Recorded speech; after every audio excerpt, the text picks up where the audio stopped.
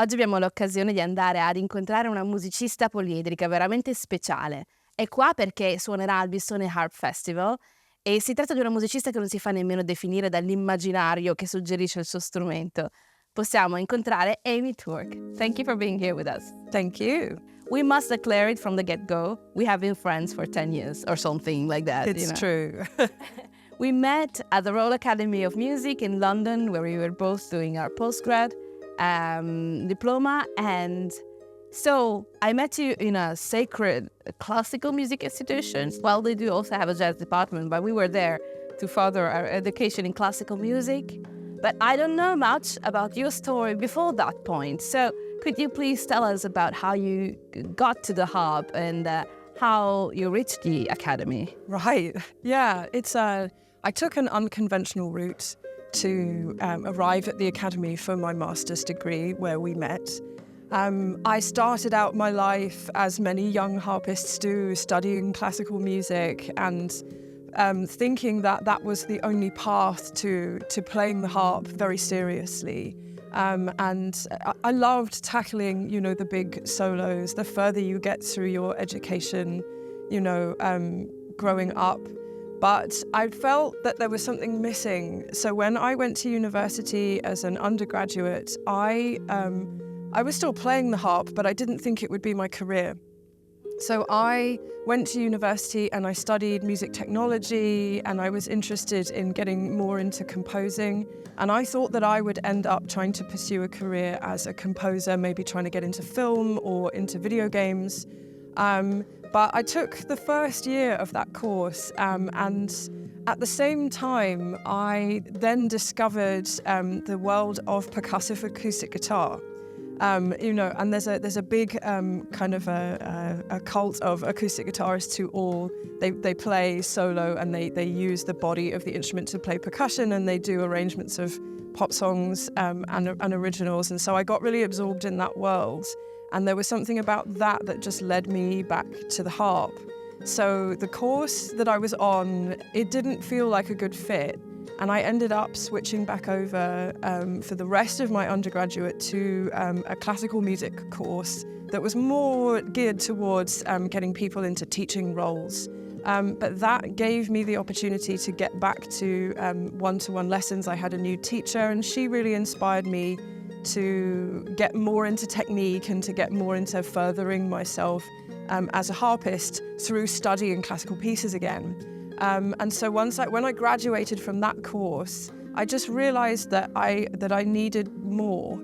I needed to be a better harpist to do the things that I wanted to do.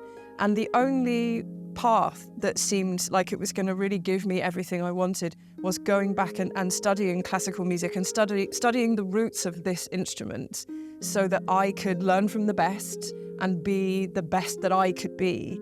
And so that's what led me to come to the academy.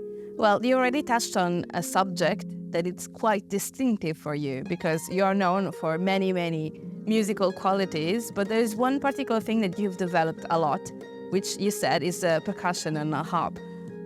Using the harp also as a percussive element that's not the new element, but what hasn't really have been developed well before was to find nuances and many different sounds. Could you maybe give us a couple of examples of different percussive sounds that you can find on the harp? Sure, yeah. So my inspiration, as I said, came from percussive acoustic guitar, particularly big artists like Andy McKee, who is a huge hero of mine. And the approach with acoustic guitarists is that they're trying to find the most important sounds that you get in a rock band or in a pop song, where you have a bass drum sound and you have a snare drum sound. So those were the first two things that I tried to kind of find a way to do that was comfortable on the harp, coming from the strings to the soundboards. And that's where it began. And to begin with, I could only do the bass drum sound with my left hand, because this was the comfortable way that I found to do it, and you can't do that with the right hand. So that's where it began. When you're playing a beat around a pop song, obviously some of it is by design. You pick a song where there's the pace of the chord changes is good for also fitting in the percussion. So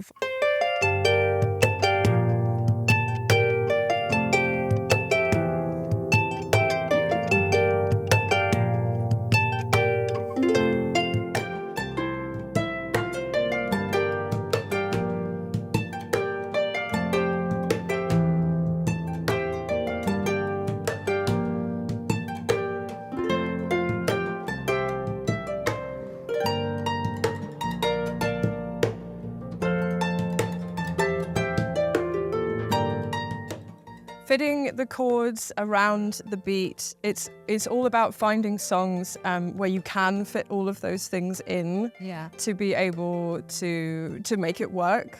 But it's just about the physical distance, and that's one thing that's very different on the harp to the inspiration point with guitar, because there's lots of stuff that you can do on guitar where you're not very far from the strings. Obviously, there are people that push the boundaries with that, but if you think about the body of the guitar all being here, you're not as far away a lot of the time doing percussion actions on acoustic guitar as you are on the harp, where you could be all the way down here and then needing to come back here.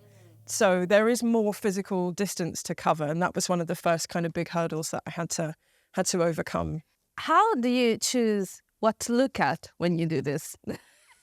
Because the coordination is just crazy, and the harp is so big, and you have to be everywhere and jump so much with your hands. How can you actually catch the strings that you want to use? I mean, I don't think about it any differently to how I would think if I was just playing the strings, if I'm honest, because I know all the percussion actions that I do, the main ones that I do anyway. Sometimes I push myself and I'm going somewhere and I have to change my posture, but everything is within the posture that I was taught, as a classical harpist. So so I know where I'm going to strike the harp, and I'm just looking at the strings. So with Paradise, I'm looking at the right hand for the beginning of the tune, and then I'm just looking at the left hand because I've already done the actions and I need the next chord. So it's very much that kind of what you'd expect as a classical harpist, of dividing your attention between preparations in the left hand and the right hand. It's very much the same. Well, sort of, because when I listen to some of your arrangements or also to your EP, I thought, I trust Amy. She's a very honest person. She told me that this is done all with one harp and in one go, but I couldn't understand how. There are so many elements that you feel it's impossible to do all this at once. And actually just seeing before my eyes, I can testify that's true. Because many people can build some sort of layers of sounds with the instrument, with loop stations, but you don't have any loop station here. You're just using your hands. Well, and that's a funny story, actually, because yes, lots of people use loopers, but I could never really afford to get that technology when I first started doing this, and so it became sort of a badge of honor, I guess, almost. I don't have the money to buy a loop pedal, so I have to figure out how to do this all in one, and to do it on an acoustic harp versus an electric harp.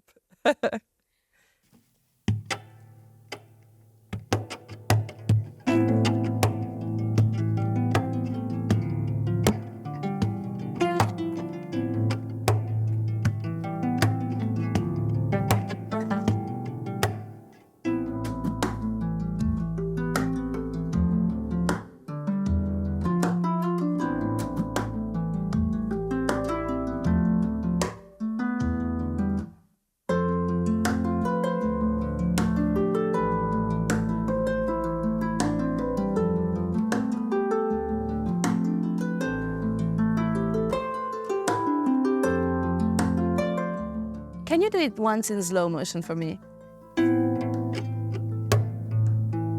Again. Again. Okay, so you do it down, up. So it's kind of like a record scratch. That was the idea, is that I wanted to have that kind of sound. But you're just doing the muffling, the damping with the left hand, and strumming nice and hard with the nails on the way down. But then on the way up, it's with just with the fingers. So you're just kind of gripping with the fingers. And so that, because you're coming up the right way, then you come down and you do a snare hit. So it's just 4 movements to get that nanosecond of sound, you know? Oh my God. But then in the finale, in the second half, the one I had on the way home from the gig, I took that one step further. So you've got that action, the same there. And then I thought, well, but I want this tune. So as well as doing this, there's a tune. So it's like doing a glissando, but you mute everything with the left hand below.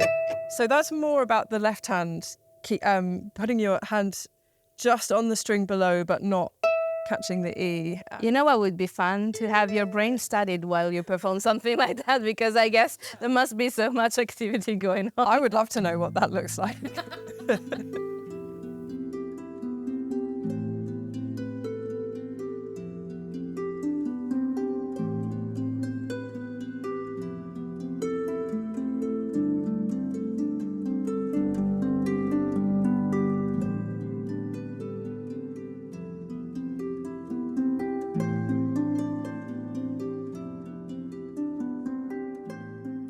Also, going a little bit back to classical music, if I remember correctly, you know, one of the first Amy things that I witnessed, it was your choice to transcribe and arrange for the harp a huge, mighty piece for your final recital, which is Bach's Toccata and Fugue in D minor, which also, if I remember correctly, was also your first viral video on YouTube, wasn't it? Yeah. Which, you know, it's a different style, but it's already quite suggesting of the kind of things that you like on the harp. I think can you tell us a little bit about what your idea of the harp is and what kind of power it can give, in your opinion? Well, power is a good word for the harp. I mean, we play the same harp, you and I. Mine's black, but it's the same harp that I have at home. And one thing that I like particularly about this particular harp, although all harps are capable of it, is the sound of the bass. So the harp is not well known for being a big, powerful, bassy instrument, but we all know as harpists that it can do that. And so that was something that I was really inspired by transcribing Toccata and Fugue in D minor, is that incredible, the incredible kind of gruffness and the huge sound that you can get out of the low bass strings. And so that was probably one of my favorite things about working on that arrangement, although there's lots of wonderful light and darkness in the fugue. But yeah, that sense of power and kind of creating different sounds that takes the harp out of magic and fairy dust, things that it does so well, but that's only one set of characteristics, you know, that I think the harp can do.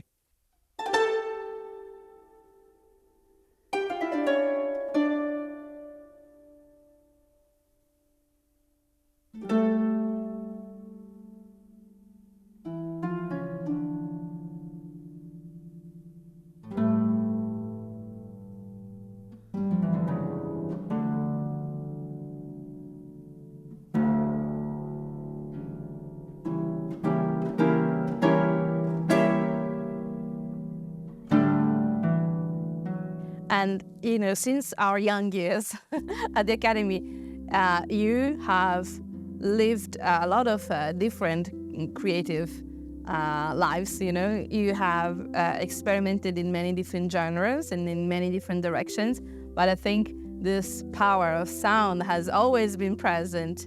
Can you tell us a little bit about your journey after your studies into finding your own career path in music? Because we all know that it's a tricky moment in a musician's life when you have to actually decide what will my professional path be. Yeah, well, it all kind of, there were a lot of parallel lines for me in my career after graduating, because some of the work that I did after I graduated was work that I'd already been doing before I became a student at the Academy.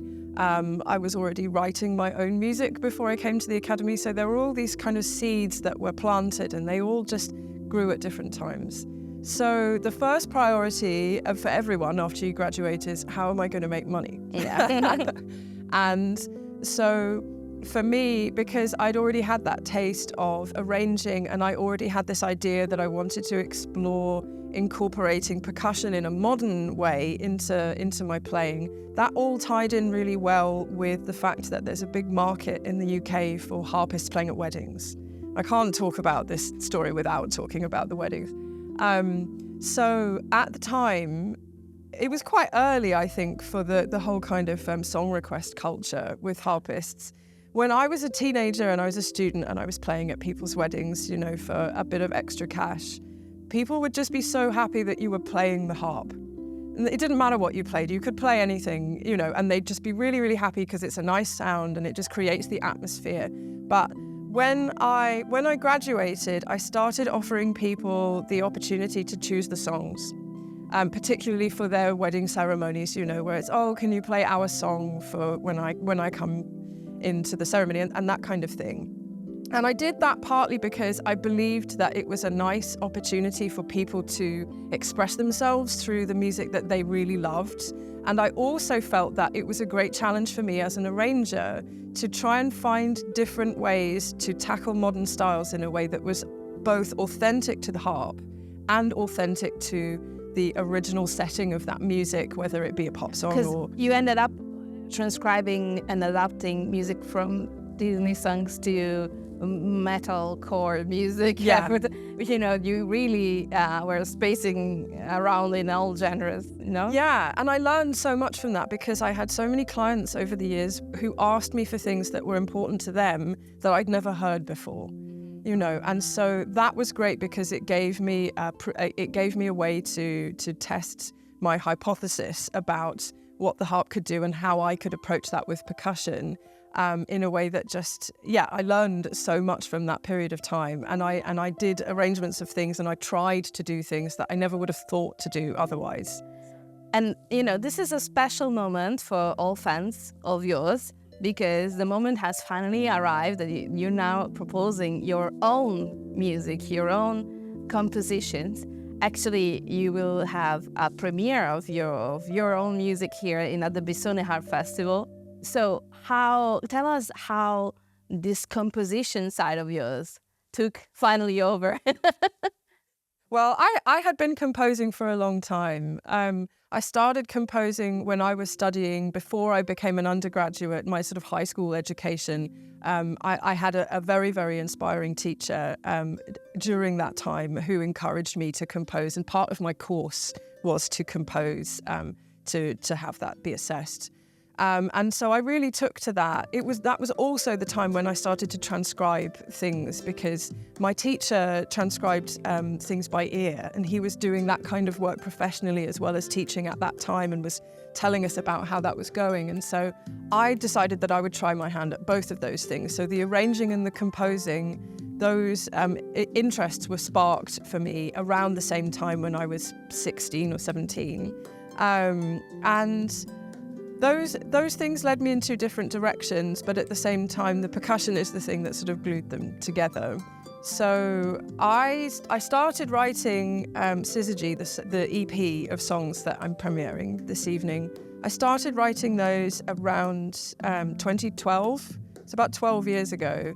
And that was the culmination of lots of time just kind of writing for fun, writing for myself, and also the knowledge that I had gained from arranging pop songs.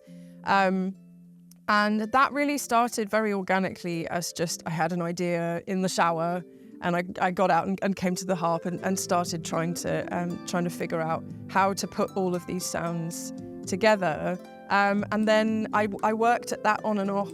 And just, I felt very shy about it for a long time, but I worked at that on and off over those 12 years, and the other songs kind of came along the way, sort of in roughly the right order. I think there must be also a nice anecdote about a time where you were trying to remember a tune that came into your mind. Yeah, well, composers, I know that people who write music, some people have these experiences where, you know, suddenly you get an idea and sometimes it might just be a tune or sometimes it's like a fully formed arrangement all in your head. And so there's this sort of frantic moment where you have to go, I have to drop everything and write this down immediately. And so The beginning of Courage, the first song on my EP, was very much like that in the shower. Although because I was just at home and I was relaxing, it wasn't a panic. It felt like this is what I must do now. But the second half of that song, there's a big finale at the end of the song. I was driving home from playing at a wedding, and I suddenly just had this idea for the whole thing. It just all arrived at once in my mind, and so I had to sing it all the way home for about half an hour. And then I was living with my best friend at the time, and so I arrived. I got home. I drove up to the front door, and I opened the front door, and he was there. And he's like, "Hey, how was your day?" And I said, "I can't talk to you.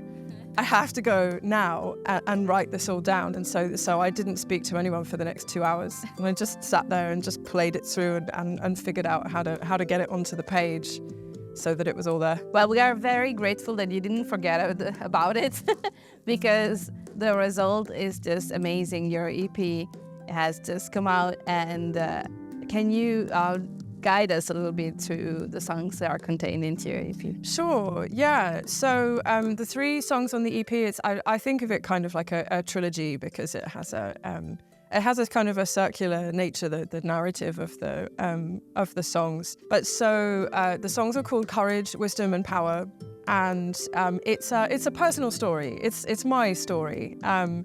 So the narrative, it's sort of about, in the first song, you're making changes and you're deciding how you want to live your life and how you want that to look and doing the hard things that need to be done to make that possible. In Wisdom, it's about self-reflection, about saying goodbye to the old ways of doing things and looking at your life and thinking about, who do I need to be and who am I? And then Power is the end of that process where you're stepping into a new version of yourself, more empowered, with more self-knowledge to be able to be the best person that you can be stepping into the future. Do you already have ideas of where this project is going to go in the near future? So I'm going to be doing some performances of Syzygy throughout the rest of this year, and hopefully into next year too. Some of that will be with my duet partner Lauren Scott. We're performing in London and a few other places next month. But once this process is done, I have another EP waiting to go. I was very fortunate that some friends of mine at Chroma harp duo in the UK commissioned me to write them a piece for 2 harps, and that's called Odyssey, and it's another trilogy, but that's all about it's kind of stories that I've made up about characters from Greek mythology, but that's kind of an expansion of what I do in Syzygy with percussion and extended techniques applied to the music. It's that for 2 harps. So once this is all done, I'm going to get straight back to recording and producing a second EP, because Syzygy is everything I think I can do with 1 harp, and so Odyssey is just everything I think I can do with 2 harps. Double the trouble. Yes. Yeah, okay, great. Okay, it would be so great if you could leave us with a couple notes of Syzygy. Sure. And Amy Turk, thank you so much for chatting with us. Thank you for having me.